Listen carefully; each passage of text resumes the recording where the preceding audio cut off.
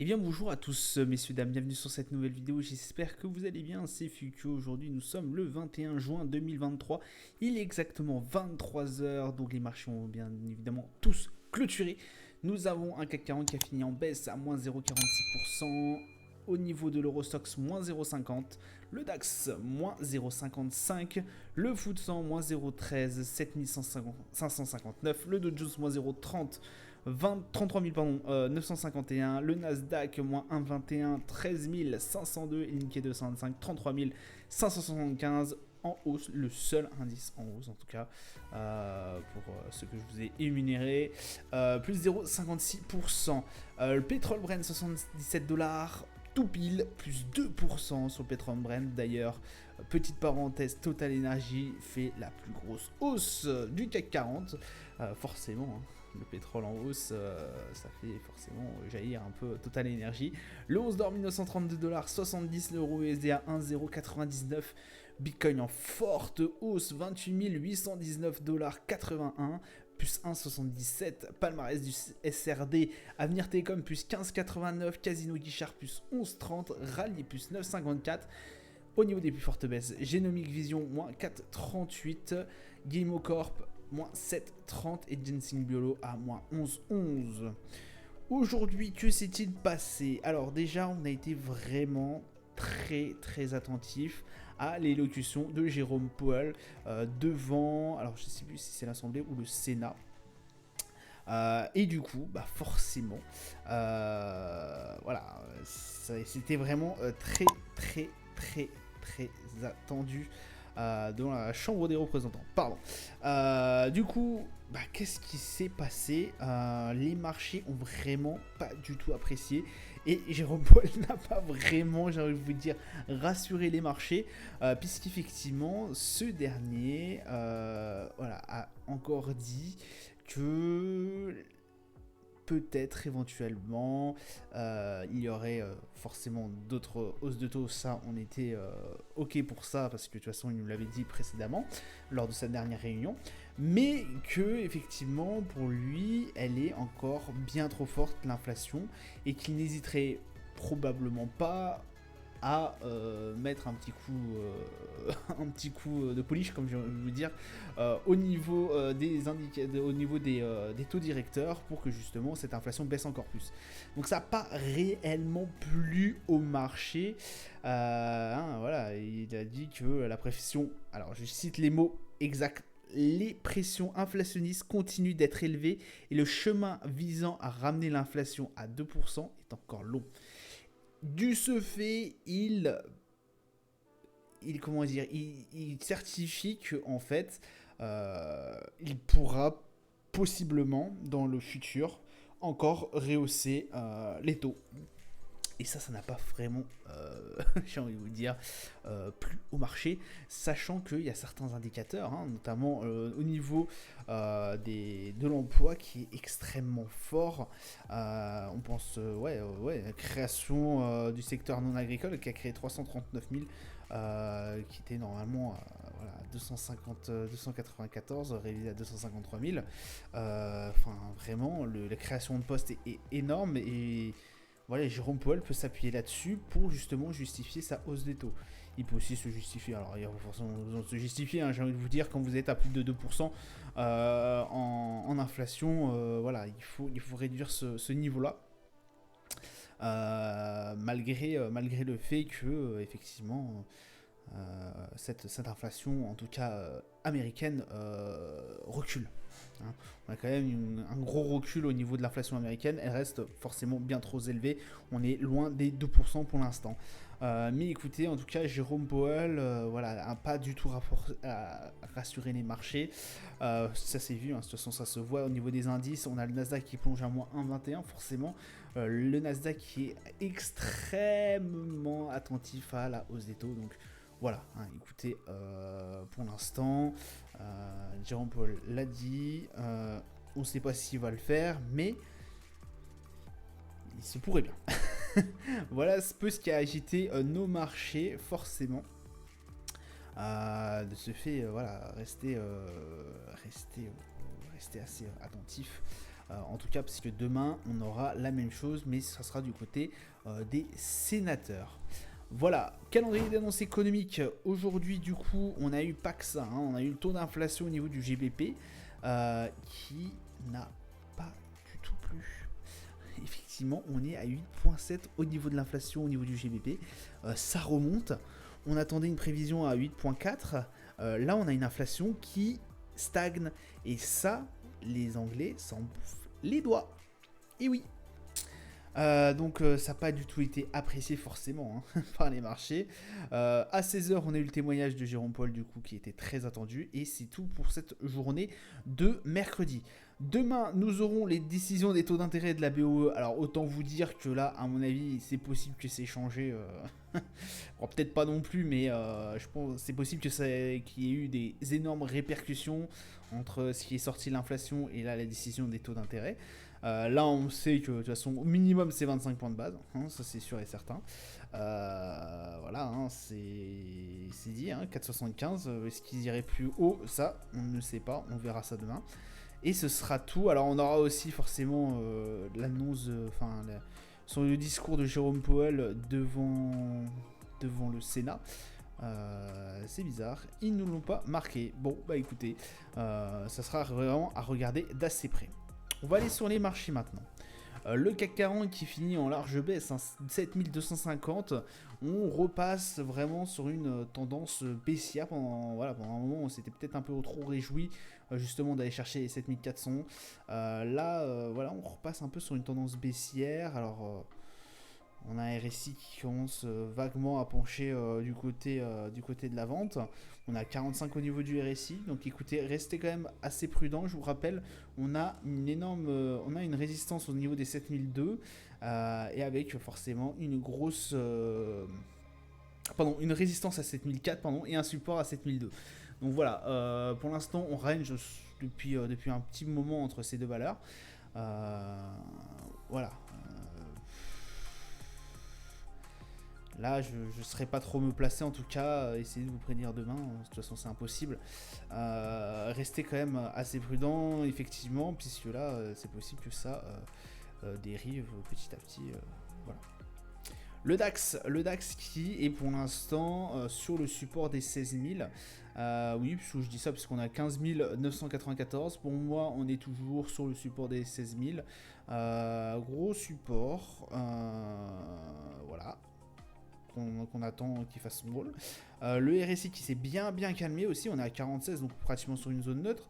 On a eu des plus hauts historiques à 16 000. Bon, là, ça s'est vraiment tassé. Un MACD voilà, qui descend, on voit la tendance qui commence à se dégonfler un peu, cette tendance haussière qui commence à se rabattre. Donc, pour l'instant, sur les 16 000, sur le support des 16 000, attention. Ce support, voilà, peut nous emmener assez loin. Il peut aussi nous permettre de rebondir pour aller rechercher nos 16 400. Le Brent, 76 $, 93. Bon, rien de très spécial à dire sur le Brent. Bon, il y a quand même une hausse, je vais pas vous mentir. Une hausse en plus, on a terminé à 76 $, 93, j'ai envie de vous dire. Ça faisait longtemps qu'on n'avait pas eu ces valeurs-là, hein, ça fait quelques semaines. 52 au niveau du RSI, donc ça reste quand même assez stable et on sent bien une tendance qui est assez neutre. Voilà, ça fait que ranger, hein, de toute façon entre les 80 et les 70, et de toute façon l'OPEP garde un œil très attentif sur le marché du Brent, forcément sur le marché du pétrole, puisque on se rappelle que pour eux un bon prix c'est environ 90 $, 100 $ le baril. Pour l'instant on est loin d'y être, on est plus proche des 70 qu'autre chose, mais c'est le marché qui le veut, et aussi un peu poussé par la Chine qui a du mal forcément à se redévelopper, à mettre son économie en route, parce que les indicateurs ne sont absolument pas bons au niveau chinois. Et on l'a vu hier d'ailleurs. Le 11 d'or, bon, qui lui aussi redescend. Alors là, ça a été incroyable quand même. On est redescendu bien en dessous. Bon, alors est-ce que ce niveau des 1950 tient toujours? J'ai envie de vous dire non, mais quelque chose me fait croire que c'est possible qu'on repasse à la hausse. Pourquoi? Puisqu'on a été chercher certes beaucoup plus bas que la dernière bougie. Je suis d'accord, mais qu'on n'a pas non plus clôturé. Cela ne veut rien dire, cela peut dire aussi que ce support ne tient plus du tout, hein, parce que je vous rappelle, à un moment donné, on était descendu bien bas et puis on est remonté. Il y a des positions acheteuses à ce niveau-là. Est-ce que ces positions acheteuses ont été dégagées durant cette journée? Il est probable.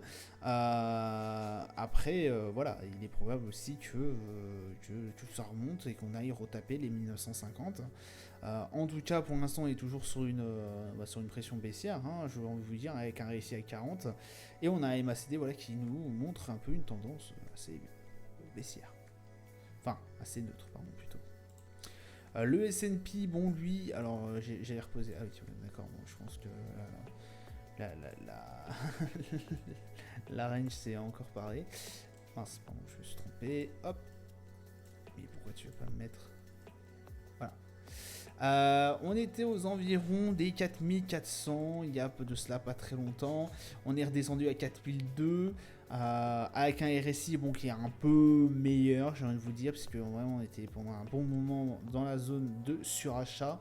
Là, pour l'instant, avec un RSI à 63, écoutez, ça a l'air de se calmer. Je vous avais dit qu'au bout d'un moment, il fallait que le marché américain se repose, se reprenne son souffle. Donc écoutez, les 4362, cela ne me dérangerait même pas, j'ai envie de vous dire, qu'on aille un peu plus bas.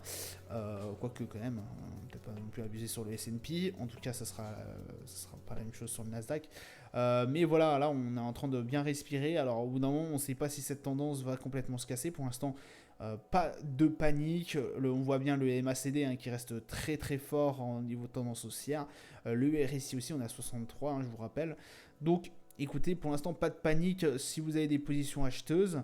Est-ce qu'on assiste là à un changement de tendance? Bon, après, ça fait quand même 4 séances qu'on est en train de passer à la baisse.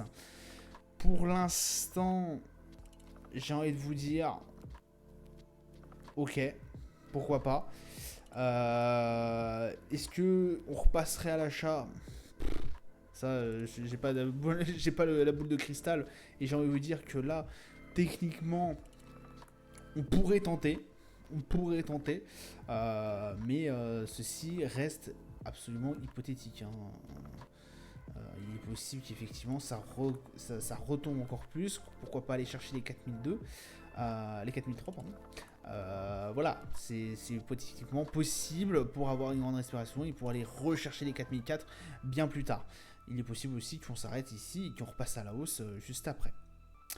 Le Nasdaq par contre, lui, voilà, lui par contre, ça me dérangerait pas qu'il aille chercher la moyenne mobile 20, je crois que j'avais mis, de la bande de Bollinger, juste ici, voilà, pour aller respirer encore un grand coup et pour aller chercher les 15 159.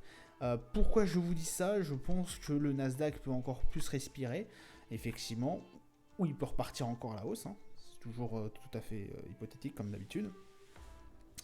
Pourquoi? Puisque lui, ça fait beaucoup plus longtemps qu'il est en train de monter. Et ça fait beaucoup plus longtemps, et en plus avec une hausse qui est extrêmement forte. Regardez, sur le RSI, on a été plusieurs fois au-dessus des 70 et bien au-dessus des 70. De ce fait, cette tendance marque quand même, voilà, on va pas se mentir, ça marque l'engouement en fait au niveau de la tech, des marchés.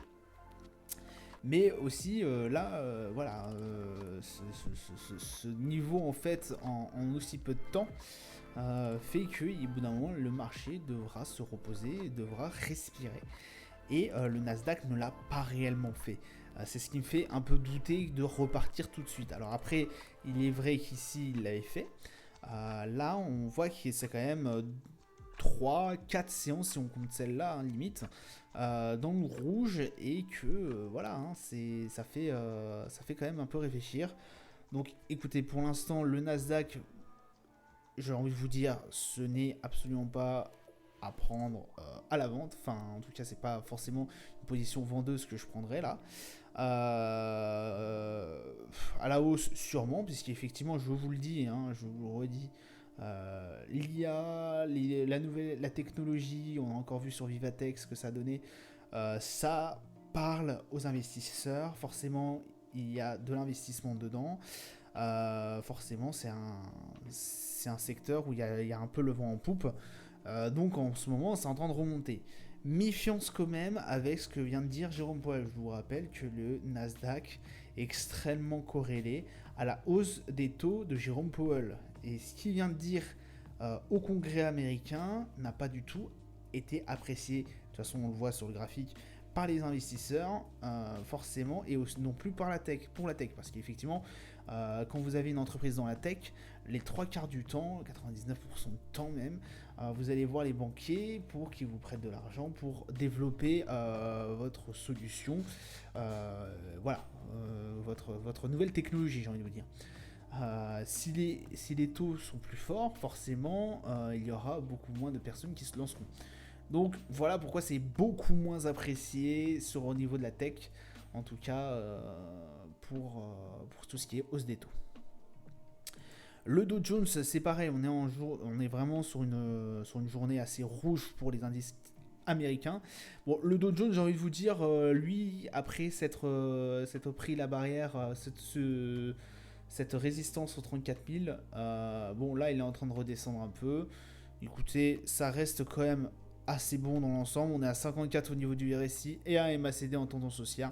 Bon, pas de précipitation, pas non plus de panique. Voilà, on le savait de toute façon que cette résistance au niveau des 34 300 serait extrêmement compliquée à passer. On le voit en le dézoomant, de toute façon. Ça fait depuis c'est plus de 6 mois qu'on est en train de taper cette range entre les 34 300 et les 33 000. On a eu un petit flottement là, avec la SVB, la banque SVB et tout. Mais grossièrement, on reste toujours entre ces deux ranges. Donc forcément, pour moi, les 34 300, le jour où elles seront cassées, bon, ça pourrait être... je ferai péter le champagne, hein, mais pour l'instant, on n'est pas prêt, en tout cas, à dépasser et à casser ce niveau. Donc, je pense qu'on va réagir encore pendant un petit moment. Voilà, ça sera tout pour moi pour aujourd'hui. Je vous souhaite une excellente journée, une bonne soirée à vous. Je vous dis à plus tard. Ciao, ciao.